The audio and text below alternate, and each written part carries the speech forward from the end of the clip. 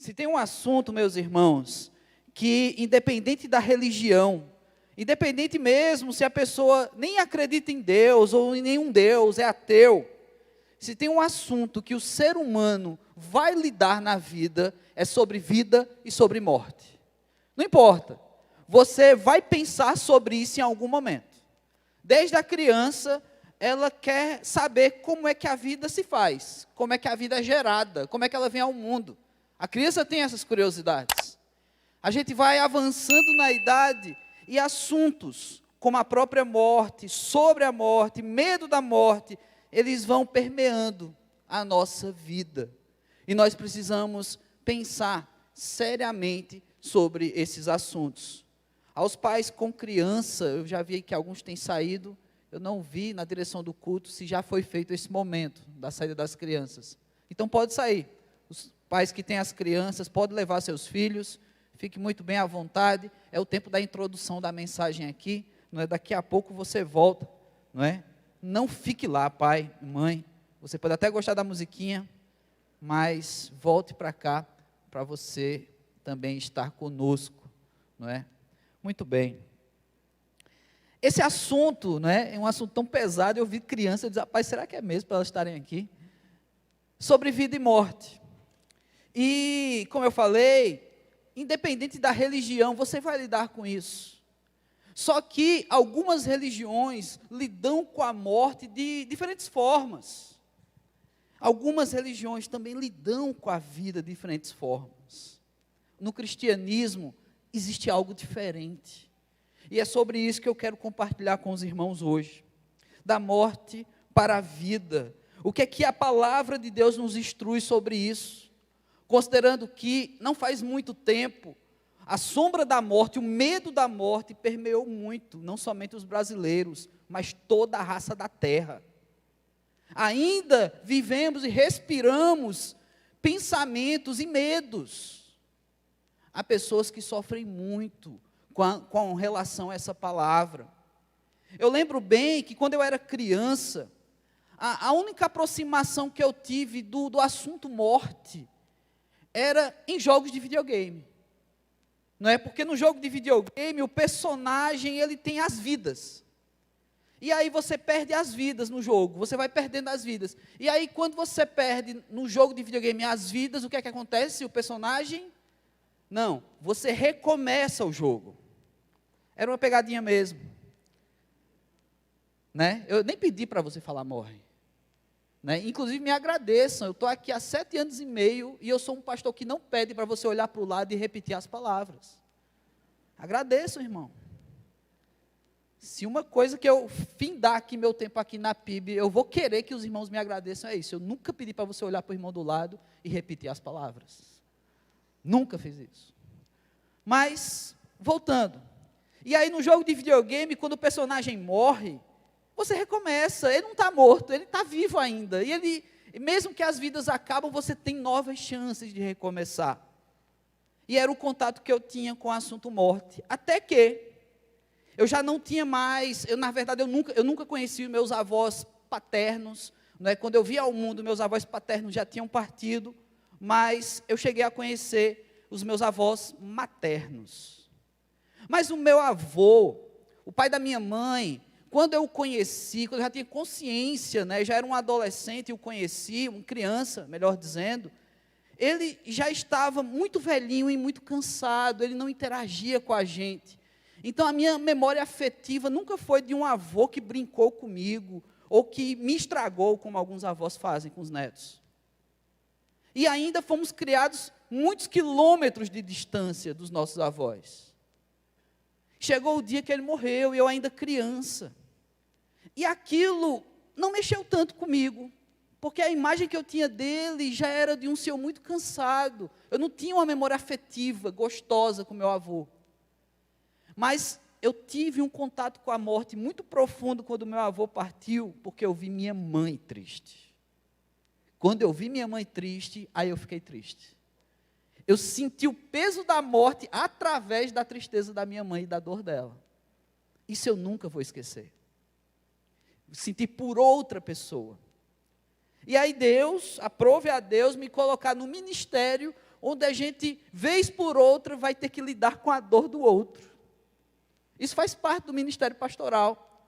A gente tem muitas alegrias no ministério pastoral.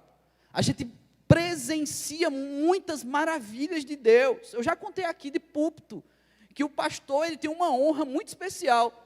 Tem milagres de Deus que só os pastores sabem, que as pessoas compartilham, tem coisas impressionantes que a gente sabe que os irmãos nem têm conhecimento, que Deus está fazendo na vida, porque às vezes tem milagres que a pessoa não tem timidez, não compartilha com ninguém, mas fala para o pastor agradecer junto a Deus.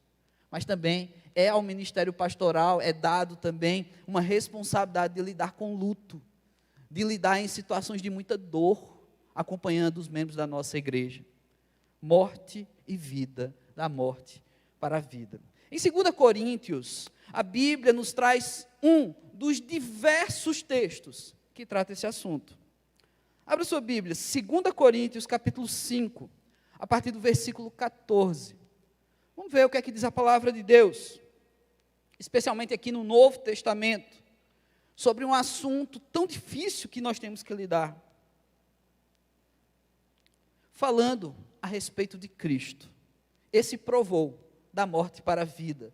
Esse veio ao mundo, viveu, e muito bem, provou a morte e venceu a morte. Jesus Cristo. 2 Coríntios 5, 14 a 17 diz: pois o amor de Cristo nos constrange, julgando nós isto, um morreu por todos, logo todos morreram. E ele morreu por todos, para que os que vivem não vivam mais para si mesmos, mas para aquele que por eles morreu e ressuscitou. Assim que nós, daqui por diante, a ninguém conhecemos segundo a carne. E se antes conhecemos Cristo segundo a carne, já agora não conhecemos desse modo. E assim, se alguém está em Cristo, é nova criatura. As coisas antigas se passaram e eis que se fizeram novas. Da morte para a vida. Acontece que o conceito cristão, o conceito coerente do cristianismo sobre morte e vida, ele traz uma riqueza, uma diferença sobre todos os outros conceitos religiosos. É que no cristianismo, você não é apenas ensinado a valorizar o depois da morte, seja pela dor, ou seja por algumas tradições religiosas, outras, a festa da morte e da passagem. Mas o cristianismo, ele ensina também sobre vida. Na verdade, o cristianismo ensina sobre morrer em vida para viver em vida. Ele ensina que a morte se dá já, em vida. Uma outra morte, não a morte dolorosa, do desapego da carne, do natural, mas uma outra morte, um desapego do pecado, um desapego da influência do mal, um desapego das coisas do mundo, para viver espiritualmente mesmo em vida. Nós, todos nós, se você é cristão, você já provou da morte para a vida. Você já morreu para o mundo e renasceu em Cristo Jesus. É isso que simboliza o batismo. O deitar-se nas águas e sair todo molhado, não é só para desarrumar o cabelo das mais vaidosas. É para justamente trazer esse sinal, esse símbolo de transição.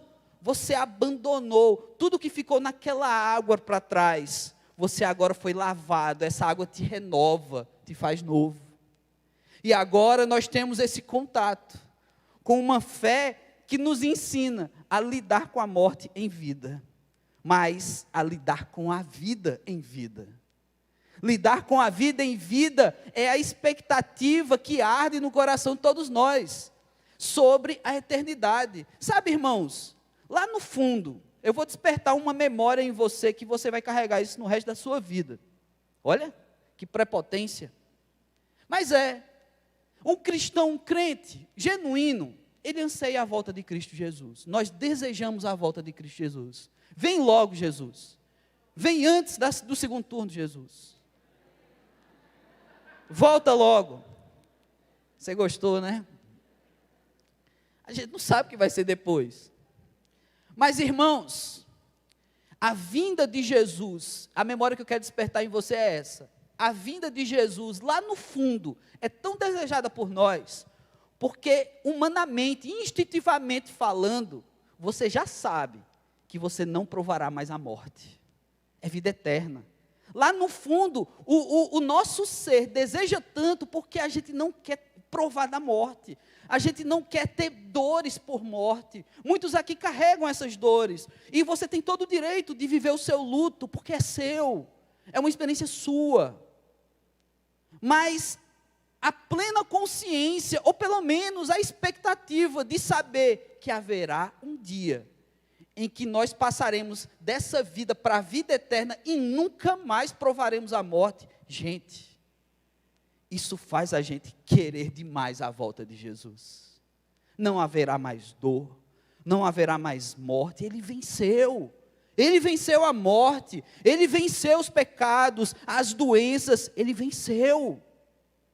E você não vai mais estar preocupado em sair pela rua e ser assaltado. Você não vai mais estar preocupado sobre uma nova pandemia. Você não vai mais estar preocupado sobre, às vezes, está tudo bem, está com saúde, e daqui a pouco está no hospital. Pois é, irmãos, será um outro tempo, os dias de Jesus. Então, o cristianismo nos ensina a morrer em vida para viver em vida. Se você abrir sua Bíblia em 2 Coríntios, capítulo 5, versículos 14 a 17, eu vou pedir para você fechar, porque agora você vai abrir em João, capítulo 3, a partir do versículo 1. E esse é o texto da nossa reflexão. João 3, a partir do versículo 1. Eu tenho muito carinho por esse texto. Esse texto é muito especial para mim. Eu vou contar por quê.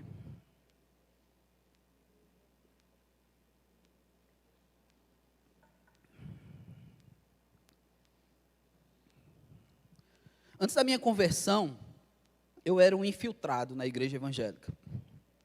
Eu não queria saber de ser crente e tinha outras intenções. E os jovens que me acompanhavam ali, eles percebiam que eu não dava a mínima atenção para o culto, para a pregação e nem para as músicas, ou seja, eu não me envolvia, mas estava dentro da igreja. E aí eles começaram a me mandar ler textos bíblicos. Durante o culto, eles viam que eu não me envolvia, não tinha interesse. Mas toda vez que eles mandavam eu ler algum texto, eu tinha a curiosidade. Rapaz, eu vou ler, não estou fazendo nada. Vou aqui dar uma olhada nesse livro aqui dos crentes. E quando eu li esse texto, isso mexeu demais comigo. Isso mexeu demais. Eu não entendia se Nicodemos aqui está sendo irônico, está sendo burro. Eu não entendi se ele está confrontando Jesus. Mas leia comigo esse texto e fique sem entender junto comigo. João, capítulo 3, a partir do versículo 1. Havia entre os fariseus um homem chamado Nicodemos, um dos principais dos judeus.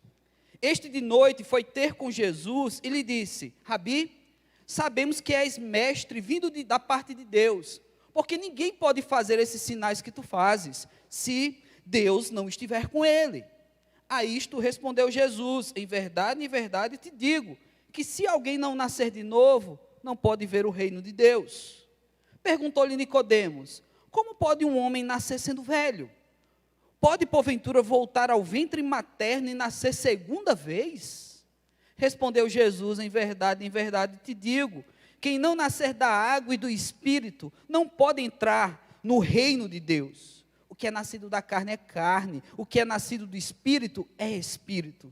Não te admires eu te dizer, importa-vos nascer de novo. O vento sopra onde quer, ouves a sua voz, mas não sabes de onde vem, nem para onde vai. Assim é todo que é nascido do Espírito. Então lhe perguntou Nicodemos: como pode suceder isso? Acudiu Jesus: tu és mestre em Israel e não compreende essas coisas? Em verdade te digo, que nós dizemos o que sabemos e testificamos o que temos visto. Contudo, não aceitai o nosso testemunho. Se tratando das coisas terrenas não me credes, como crereis se vos falar das celestiais? Ora, ninguém subiu ao céu, senão aquele que de lá desceu, a saber, o Filho do homem que está no céu. E do modo porque Moisés levantou a serpente no deserto, assim importa que o Filho do homem seja levantado, para que todo que nele crê tenha a vida eterna.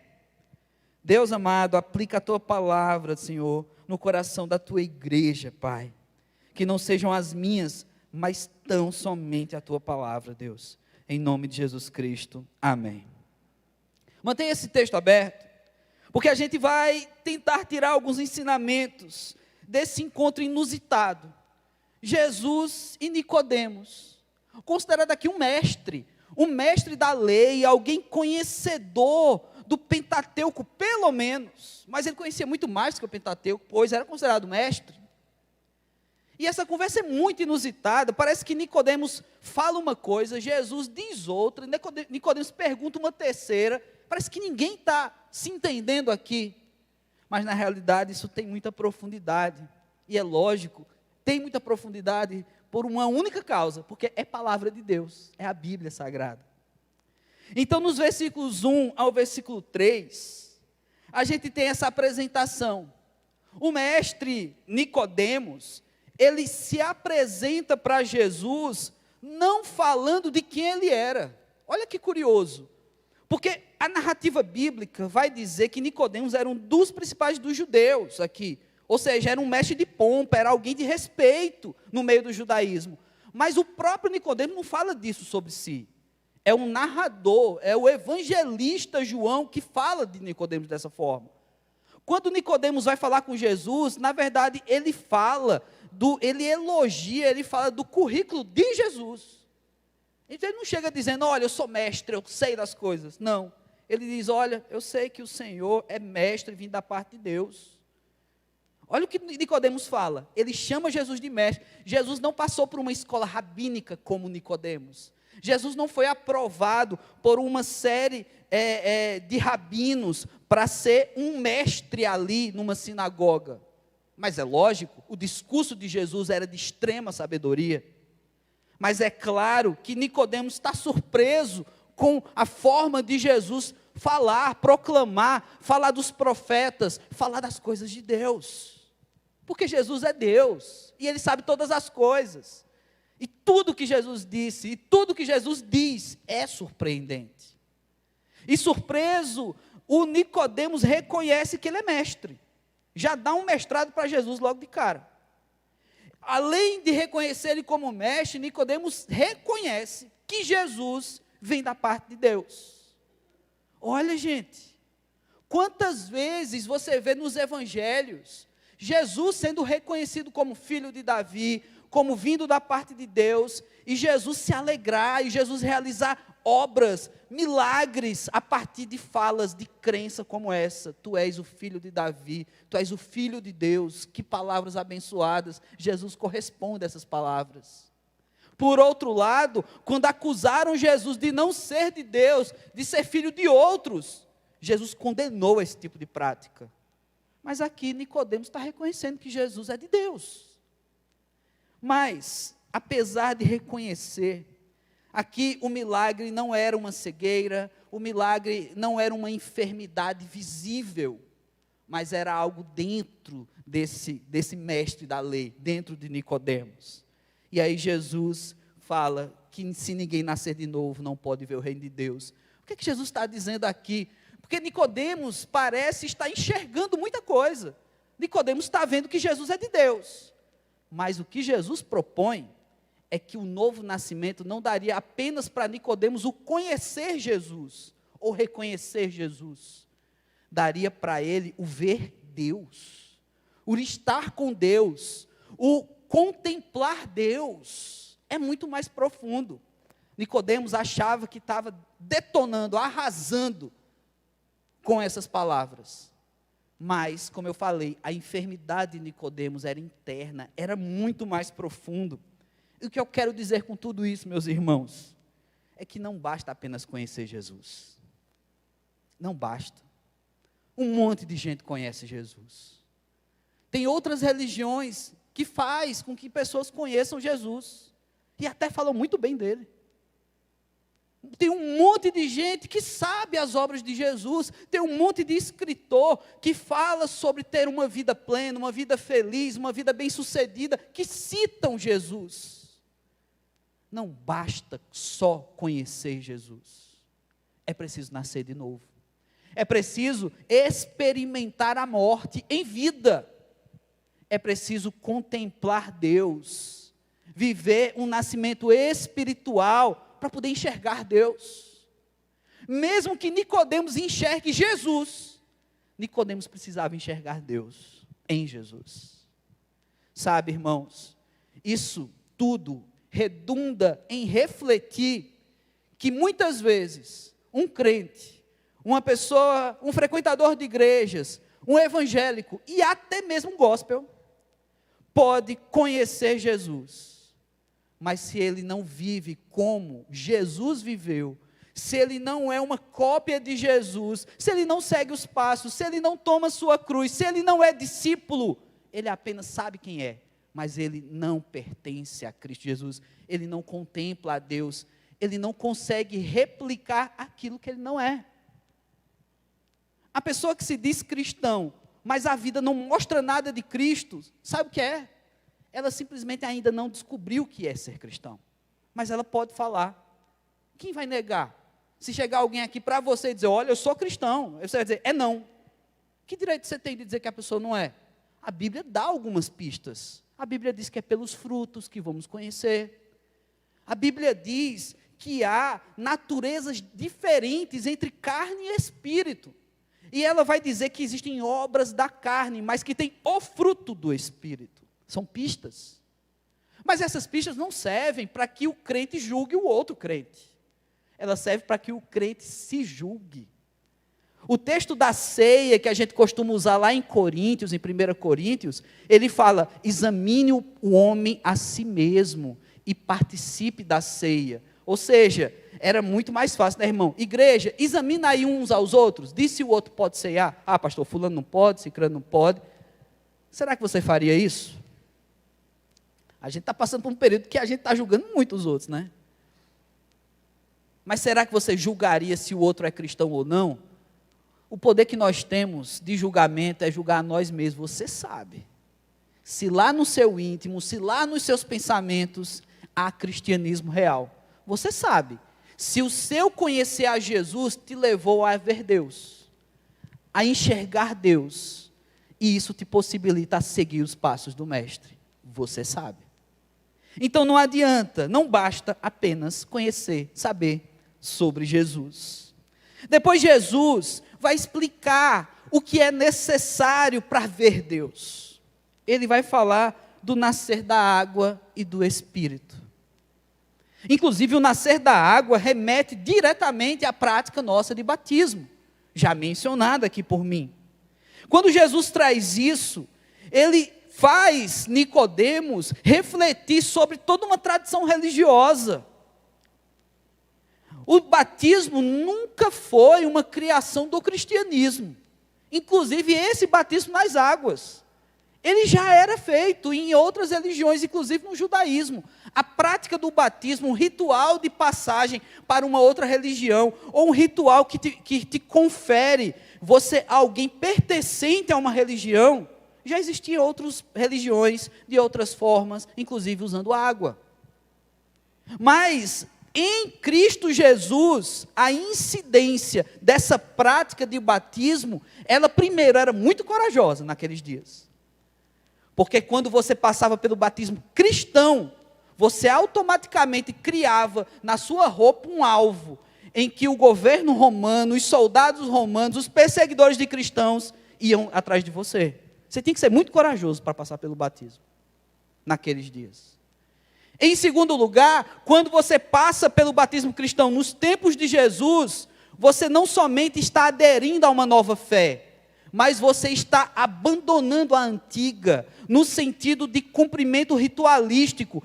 A nossa Bíblia, ela tem 2 testamentos, o Antigo e o Novo. O Novo não desfaz o Antigo, até porque o próprio Jesus disse que ele não veio acabar com a lei, mas ele veio cumprir essa lei. Mas uma vez que você passa pelo batismo cristão nos dias de Jesus, você está dizendo não ao judaísmo, por exemplo. Isso era muito sério para a sociedade. Isso poderia te fazer com que a sociedade te julgasse o tempo todo como um pecador, um iníquo, alguém sem sabedoria. E ainda mais, se você era judeu. Pior ainda, você abandonou uma família, porque os judeus se consideravam todos como vindos familiarmente de uma árvore genealógica do próprio Abraão. Então é como se você estivesse renegando o teu sangue. Olha que coisa pesada. Isso era naqueles dias. Hoje, me parece que não tem tanto peso assim. Ou será que tem? O batismo hoje também tem significado. Nascer da água. Romanos 6,4 diz o seguinte: fomos, pois, sepultados com ele na morte pelo batismo, para que, como Cristo foi ressuscitado dentre os mortos pela glória do Pai, assim também andemos nós em novidade de vida. Batismo hoje tem peso, sim. É diferente dos dias de Jesus. Mas o que Paulo disse aqui aos romanos é que quando você passa pelo batismo, você agora tem compromisso de andar em novidade de vida. Ou seja, a gente volta para o começo. Não basta só conhecer Jesus, é preciso ser Jesus.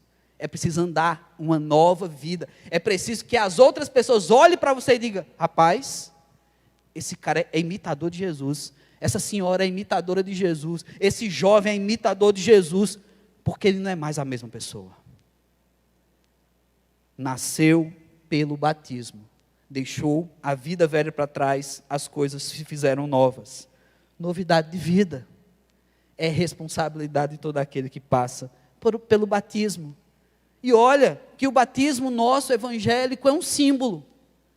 É um símbolo de algo que é para ser vivido toda a vida aqui na terra. Mas é um símbolo. Mas um símbolo que tem um peso fortíssimo. E o nascer do Espírito? Como é que isso acontece?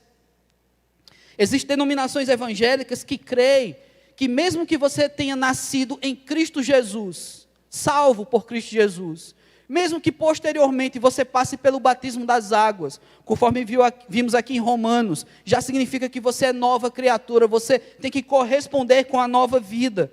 Você ainda precisa ser batizado no Espírito Santo. É um conceito difícil de se explicar esse, para mim. Porque eu creio que tanto Deus quanto Jesus, assim como o Espírito Santo, são um só. Chamamos de Trindade. Então não tem como você receber o Espírito depois. Se é Trindade, quando você recebe a Jesus, você já recebeu o Espírito. Se é Trindade, quando eu declaro, eu confesso a Jesus Cristo, já foi um ato de Deus na minha vida. E se eu tenho Deus, se eu tenho Jesus, como não ter o Espírito? É muito difícil, por isso que eu não sei explicar isso. E também por isso que eu sou batista, eu não preciso explicar isso. Se você crê diferente, aí a gente depois pode conversar. Ou não, porque eu não vou saber te explicar. Aí vai ficar mais confuso ainda para você. O nascer do Espírito também pode ser explicado por Paulo. Quando ele escreveu aos Colossenses, no capítulo 3, versículos 5 a 10, olha o que ele disse. Colossenses 3, de 5 a 10. Fazei, pois, morrer a vossa natureza terrena. E ele vai dizer qual é. Prostituição, impureza, paixão lasciva, desejo maligno e a avareza, que é idolatria. Por essas coisas é que vinha a ira de Deus sobre os filhos da desobediência. Ora, nessas mesmas coisas andaste vós também, no outro tempo, quando viveis nelas. Agora, porém, despojai-vos igualmente de tudo isso: ira, indignação, maldade, maledicência, linguagem obscena do vosso falar. Não mintam uns para os outros, uma vez que vos despisteis do velho homem, como os seus feitos, e vos revisteis do novo homem, que se refaz para o pleno conhecimento, segundo a imagem daquele que o criou. O nascer do Espírito significa o abandono da natureza da carne. Significa o viver um novo. Quando na juventude, nós temos um projeto de discipulado. Nós temos um livrinho físico, impresso, com 16 lições, e que a juventude faz uns com os outros, um discipulado, um acompanhamento bíblico, e entendendo e ampliando a perspectiva, a visão sobre a palavra de Deus. Entre os temas discutidos no nosso discipulado da juventude, nós falamos sobre as obras da carne e o fruto do Espírito. E quando o jovem faz o discipulado comigo, eu costumo fazer a seguinte explanação sobre isso que nós acabamos de ler aqui, que são símbolos, que são, na verdade, descrição de obras da carne. Eu digo o seguinte: um dos grandes problemas é a confusão que o crente faz. Porque muitas vezes a gente pega as obras da carne, e espiritualiza elas. Diz, não, eu não fico irado, eu não gosto de ficar irado. É porque Satanás fica me tentando. Você espiritualiza a obra da carne. Ela é da carne. Se ela é da carne, a ira é tua, meu irmão. Aí a gente pega o fruto do Espírito e tenta materializar o fruto do Espírito. Olha a confusão. Obra da carne a gente quer espiritualizar. O fruto do Espírito a gente quer carnalizar. Por exemplo, a paciência. Aí você diz, pastor, ora por mim, porque eu preciso desenvolver paciência. Tu não vai não. Tu é impaciente mesmo, naturalmente impaciente. O sinal abre, tu está 5 carros atrás buzinando. Você é naturalmente impaciente. Alguém se identificou. Pois é, meu irmão. A paciência, assim como todo o fruto do Espírito, já diz, é autoexplicativo. O pastor não precisava estar falando aqui. É fruto do Espírito, não é você, é a presença do Espírito Santo de Deus na tua vida. Logo, se eu quero espiritualizar a obra da carne, eu aprendo a lidar com elas, e eu boto a culpa sempre em Satanás. Às vezes Satanás nem sabe que o boleto dele é você que está pagando. E ele se surpreende, eita, era eu mesmo? Era tu, irmão. E quando eu tento carnalizar o fruto do Espírito, eu nunca vou conseguir reproduzir. Porque você não tem capacidade. É o Espírito Santo de Deus. É a obra dele. Mas deixa eu te falar uma coisa. Ele está ao seu dispor. Uma vez que você é nova criatura, que você experimentou da morte para a vida, você já tem o Espírito Santo de Deus. Então o que nos resta é lutar contra as obras da carne, para que simplesmente o Espírito flua na tua vida. E assim acontece. É fácil falar, né? Mas eu sei que é difícil viver, irmãos. Eu sei disso. O que Paulo diz aos Colossenses, então, são essas obras da carne. Mas ele diz que há um novo nascimento. E aquele que nasce de novo, ele tem que viver a imagem de Cristo Jesus. Mais uma vez, reforçando, uma vida no Espírito é ser uma cópia de Cristo. É viver como ele viveu. Jesus continua tentando explicar a Nicodemos, porque Nicodemos aparentemente faz perguntas ridículas aqui. Como pode, Senhor, eu vou voltar para o ventre da minha mãe? Como é que isso se sucede? Como é que acontece esse novo nascimento? O que é nascer do Espírito? Então Jesus apresenta a Nicodemos algo importantíssimo que você também precisa levar para a tua vida. O Espírito Santo versus a intelectualidade humana. O que é de Deus versus os nossos achismos. E como nós temos achismos. Temos um monte. Inclusive a respeito da Bíblia, inclusive a respeito das coisas de Deus. Ah, pastor, eu li uma vez na Bíblia que falei isso, mas eu acho, gente, é assim que começa denominações, é assim que racha a igreja, é assim que começam as teorias de conspiração, as heresias, o mais eu acho. Porque tem um monte de mais eu acho, sabe? É feito quando você tem um filho. Aí chega o teu melhor amigo e diz, rapaz, esse teu filho parece com você, mas eu acho que ele é bonito. Sabe? O mais eu acho é um jeito de dar um drible, sabe assim? De você elogiar, mas ao mesmo tempo dizer que o teu amigo é feio. Esse mais eu acho desvirtua as coisas. Gente, o Espírito Santo, ele tem todo o saber porque ele é Deus, ele vem de Deus, ele é o próprio Deus. O Espírito Santo, como eu já citei aqui, é ele quem opera o fruto. Então, eu tanto que dependo desse Espírito, mas porque tantas e tantas vezes nós tentamos racionalizar as coisas de Deus. Ah não, Deus tem que se provar para mim. Eu vou colocar Deus à prova porque isso aqui tem que acontecer. Por que, meu irmão, a gente faz isso? Jeremias 17, agora vamos para o Antigo Testamento? Jeremias 17, 5 a 7, diz o seguinte, assim diz o Senhor, maldito o homem que confia no homem, faz da carne mortal o seu braço e aparta seu coração do Senhor, porque será como um arbusto solitário no deserto, e não verá quando vier o bem. Antes, morará nos lugares secos do deserto, na terra salgada e inabitável. Bendito o homem que confia no Senhor e cuja esperança é o Senhor. Esse texto é um dos textos que eu costumo separar quando eu vou pregar, então quando eu vou ensinar sobre a Bíblia, que é um dos textos mais mal empregados do povo gospel, né? Que muita gente usa esse versículo 5 para dizer que maldito é o homem que confia no homem, para falar que a gente não pode confiar em ninguém. Maldito é o homem que bota a sua confiança no homem. Esse texto está falando, maldito é o homem que confia na sua carne, maldito é o homem que confia em si próprio, maldito é o homem que diz, eu me basto, eu sei de tudo, eu sou suficiente, eu dou um jeito, eu dou o meu jeito. Recentemente eu tentei aconselhar um jovem numa situação aqui na igreja, e eu fiquei muito triste, porque eu disse, cara, eu quero te ajudar, aconteceu algo muito sério aí, e eu quero te ajudar. Aí ele disse o seguinte, pastor, eu já sei que você vem me aconselhar com a Bíblia, mas sobre isso aqui eu quero resolver do meu jeito. É exatamente o que Jeremias está dizendo aqui. Quem quer se bastar em si mesmo, nega a existência de Deus, nega o conselho do Senhor, maldito é o homem que confia no seu braço, que confia em si próprio, faz do seu braço sua força, a carne mortal, o seu braço, e ele disse, aparta o coração do Senhor. E aí Jeremias vai comparar esse homem é como um arbusto no deserto, uma planta seca, que não dá nada, não serve para nada, não dá nem sombra, nem fruto, não serve para nada, é quem se basta, quem se acha, como a gente diz aqui no Nordeste. Essa pessoa, ela precisa, conforme o versículo 7, confiar no Senhor. A intelectualidade humana, ela tem seu lugar, gente.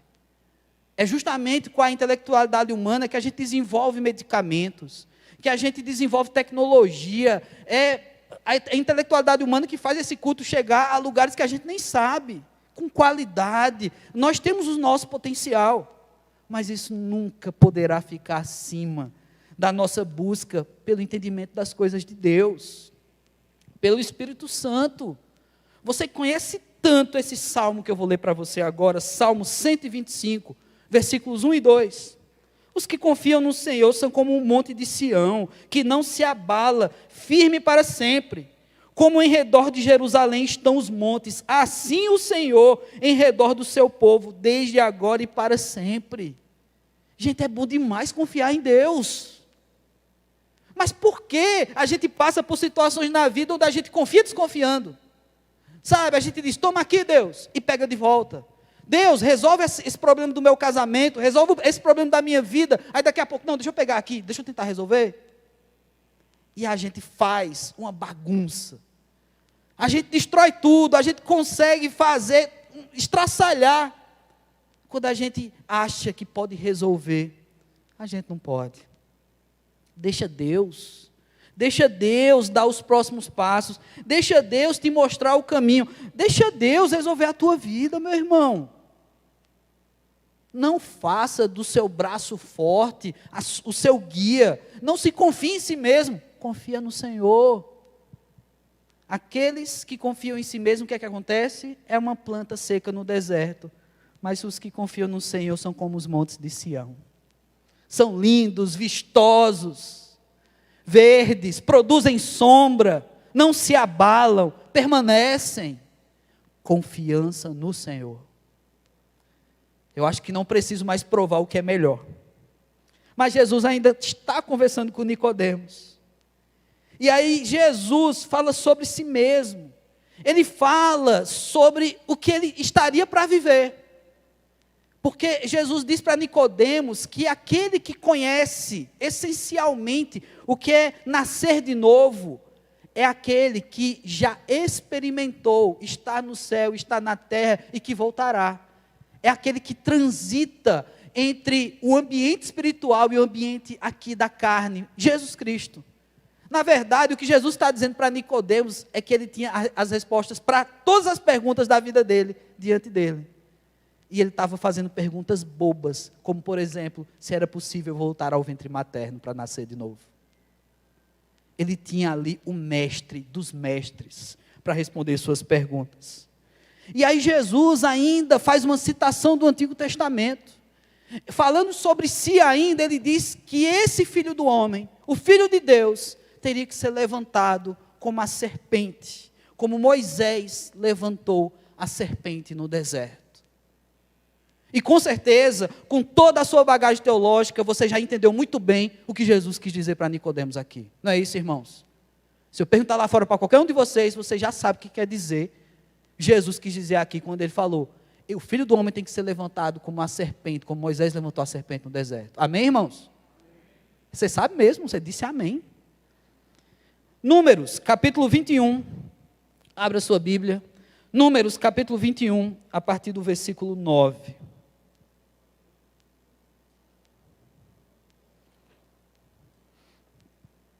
Jesus cita o Antigo Testamento. Ele é mestre mesmo.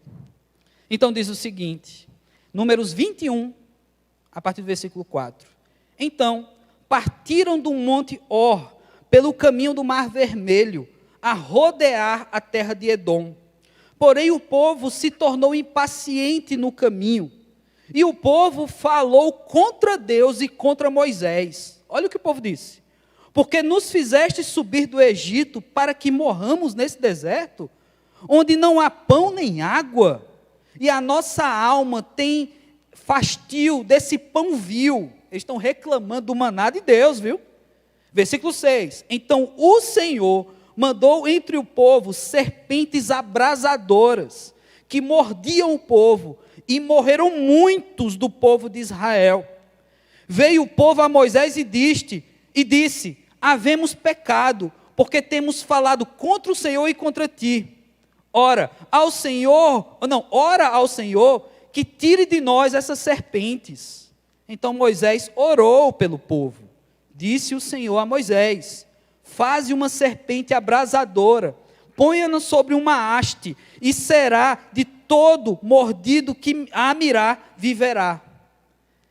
Fez Moisés uma serpente de bronze e a pôs sobre um haste.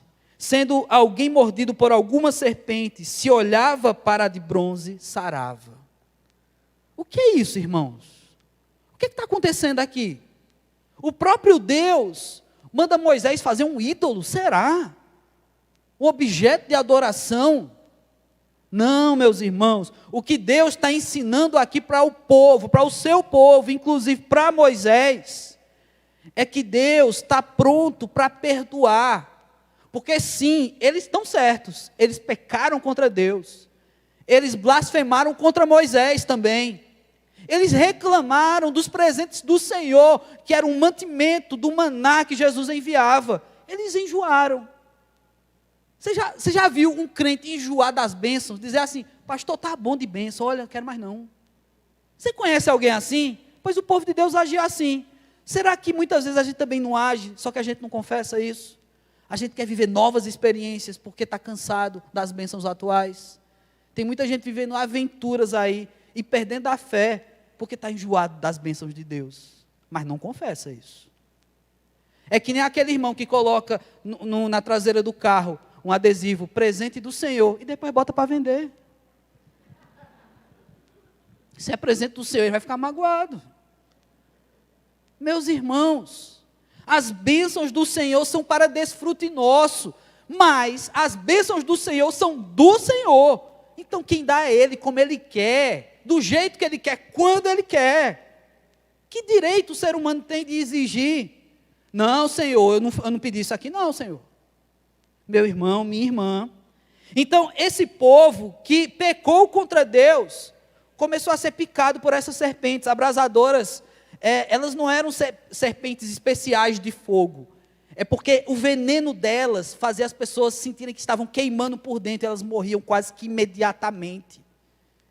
Pecaram contra Deus. Durante esse culto aqui, alguns de nós já pecamos várias vezes. Você não viu nem a serpente subindo aí na sua perna, e alguns olharam para a perna agora. Cuidado, irmão. Essa serpente abrasadora matou muita gente. Aí você pode agora julgar Deus, né? Mas a gente viu agora há pouco que a gente não deve julgar Deus. As pessoas morreram, mas Deus dá um livramento. Essa serpente de bronze não é um ídolo, não é um objeto de adoração. é um remédio para uma doença. É algo para o povo testemunhar que eles podem se livrar apesar dos pecados. Nós temos, irmãos, nós temos tanta criatividade em pecar. Pecamos. Mas hoje nós temos um remédio que não é mais de bronze, não está mais levantado no deserto, mas o próprio Jesus, quando estava conversando com Nicodemos, disse que ele mesmo, o Filho do Homem, teria que ser levantado. Uma vez que as pessoas, nos tempos de Moisés, olhavam para essa serpente levantada, elas eram curadas. Não é que a serpente não as picaria. Depois de picados, quando olhasse essa serpente, elas eram curadas. Assim, Nicodemos, eu e você, meus irmãos, devemos olhar para a cruz.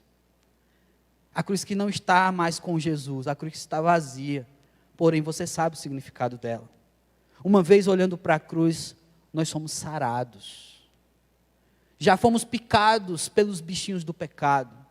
Carregamos isso em nós, na carne. Mas quando olhamos para Jesus, nós somos sarados. Quando olhamos para Jesus, nós não vivenciamos essa experiência da morte pelo pecado, da morte pelas serpentes, mas nós, em vida, passamos da morte para a vida. Em vida, experimentamos o que é viver de verdade. E se você é cristão há 30 anos, você vive a nova vida há 30 anos. Olha que coisa boa. De repente você tem 50 anos hoje, mas você pode dizer, eu só tenho 30 anos. E esse teu cabelo branco? Não, eu tenho 30 anos. E esse sem cabelo? Eu tenho 30 anos. Porque você nasceu de novo, meu irmão. Você é nova criatura. As coisas velhas se passaram, tudo se faz novo. Você não é Nicodemos questionando Jesus. Você já é alguém que passou pela cruz. Você já é novo. Você já é novidade de vida. Então é preciso viver isso. É preciso viver não como quem está morto, não como um zumbi, mas como quem vive. A gente vai ter que lidar com assuntos como morte, enquanto passamos aqui pela terra. Mas somos peregrinos, gente, logo vai passar. Jesus daqui a pouco volta e não passaremos pela experiência da morte. Não experimentaremos a dor da morte, nunca mais. Porque nós vamos viver eternamente com Ele. Então baixa a tua cabeça, eu quero orar pela tua vida. E eu quero te perguntar, de cabeça baixa, já esteja em espírito de oração. Mas eu preciso te perguntar uma coisa. Se você tem sentido que nesses últimos dias, nesses tempos, ou na tua vida mesmo, esse assunto morte, ele tira a tua paz, ele tem te incomodado, tem te perseguido, o luto que você está lidando, já está te atingindo de uma forma muito negativa. Quem vive a dor dessa experiência da morte, do medo da morte, da ansiedade, tantas coisas, eu quero orar por você hoje. E eu queria que você apenas colocasse a mão sobre o coração, porque eu quero orar por você. Se você está vivendo algum tipo de dor relacionada à experiência da morte. Mas eu também quero orar por outro você. Você que quer experimentar essa vida que a gente está falando aqui. Porque não adianta a gente falar de uma nova vida e não te dar a chance de experimentar a nova vida. Talvez você esteja aqui hoje e ainda não experimentou ela. Então coloca a mão sobre o coração também, você que quer experimentar, Deus te abençoe, Deus te abençoe. Coloca a mão sobre o coração, você quer experimentar essa vida, Deus te abençoe. Você quer experimentar essa nova vida? Então ore com a gente, ore comigo. Deus, nós estamos aqui, ó Pai, nessa hora, testemunhando através da Tua palavra, Senhor Deus, que o Teu Filho Jesus veio trazer vida, Pai. Que não adianta apenas saber quem é Teu Filho Jesus, mas é preciso, Senhor Deus, viver a vida que Ele tem para mim. É preciso perder para Ele, entregar a minha vida para receber a vida verdadeira. Mas, ó Pai, muitos dos meus irmãos aqui nessa noite, Senhor Deus, mesmo já tendo experimentado a nova vida, o novo nascimento, vivenciam a experiência relativa à morte, algum tipo de dor, eles carregam consigo, ó Pai. Então, Deus, em nome de Jesus, eu peço em nome de Jesus, Senhor Deus, traz o teu consolo a esses corações, traz o teu refrigério. O Senhor sabe que dor é essa, o Senhor sabe o que tem trazido a esse meu irmão, a essa minha irmã. O Senhor sabe, Deus, o que o medo da morte, o que o assunto morte, o que o luto pode estar causando nessa vida. O Senhor sabe. Então vem, traz novidade, Senhor Deus, traz o refrigério, ó Pai. Não que a gente precise ser anulado da consciência da morte, mas o Senhor tem todo o poder para renovar nossas forças, renovar o nosso entendimento, o nosso coração, e fazer, Senhor Deus, aquele irmão já nascido de novo, viver experiências novas, Senhor Deus. Oh Pai amado, cura esses corações, cura, Senhor Deus, opera o teu milagre aqui nessa hora, Pai. Mas também, Senhor Deus, eu quero orar por aqueles que também reagiram, Senhor Deus, ao pedido de viver uma nova vida, sim, de passar pela experiência que Jesus traz para Nicodemos, ó Pai, viver o novo, a nova vida. Então, Deus, que seja nessa noite, que essa vida se entregue ao teu Filho Jesus, que esses lábios confessem que Jesus é o Senhor e Salvador dessa vida, ó Pai. E que todos esses irmãos que assim testemunharam aqui, diante do Senhor, que querem passar para viver a vida, a nova vida, vivencie isso hoje, Senhor Deus. Ó Pai, converte corações nessa hora, escreve esses nomes no livro da vida a essa hora, Senhor Deus. E que nenhum desses saiam daqui, ó Pai, sem até a certeza que hoje eles estão salvos. Eles já estão, Senhor Deus, com a certeza, ó Pai, de que um dia, assim como todos os demais, já não mais passaremos pela dor, nem pelos efeitos da morte, mas estaremos na vida eterna, Senhor Deus. E Jesus Cristo, volta logo. Maranata, vem, Senhor Jesus Cristo. Em nome do Senhor Jesus. Amém.